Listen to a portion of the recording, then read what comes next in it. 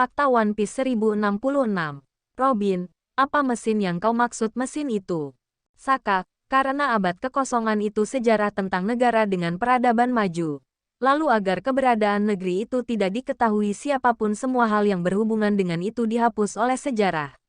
Akan tetapi Nico Robin, jika Ohara dimusnahkan hanya karena hipotesis itu, maka artinya pemerintah dunia merasa kalau itu sudah mendekati kebenaran. Robin, dari mana kau mengetahui itu? Dengan posisimu seharusnya kamu bisa mengatakan pada pemerintah dunia.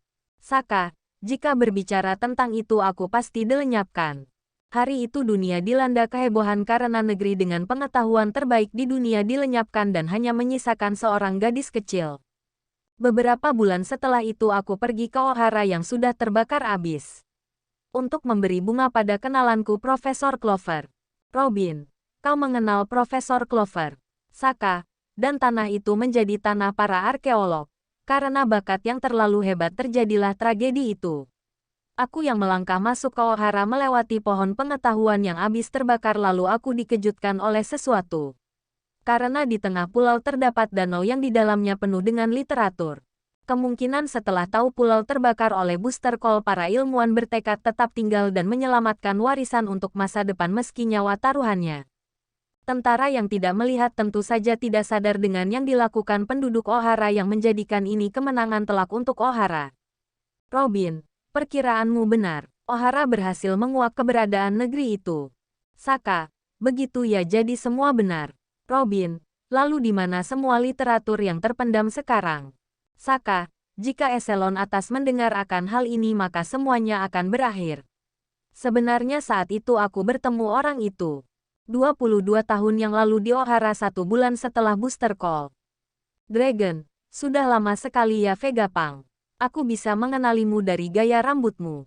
Vegapunk, Dragon, kenapa kau ada di sini? Dragon, aku mengenal Clover. Aku mengenalnya saat dia berkeliling dunia. Vegapunk, apa kau tertarik dengan raksasa ini?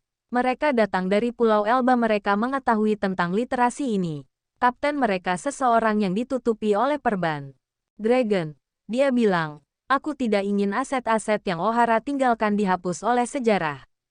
Vegapunk, kalian dari pemerintah dunia apa tidak mengetahui betapa berharganya semua ini? Aku jadi lega mereka tidak menghancurkannya. Tunggu, aku tidak. Dragon, aku sudah lelah mendengarnya, bahkan kau pun sudah jadi anjingnya pemerintah. Meskipun pihak revolusi sudah mengajakmu tapi kau menolaknya. Vegapunk, jangan bodoh. Walaupun dengan pengetahuan teknologi pasukan miskin seperti kalian bisa bikin apa?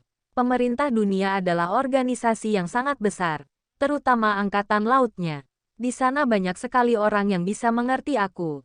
Jangan sampai kehilangan tujuanmu, Dragon. Dragon, ya aku tahu itu.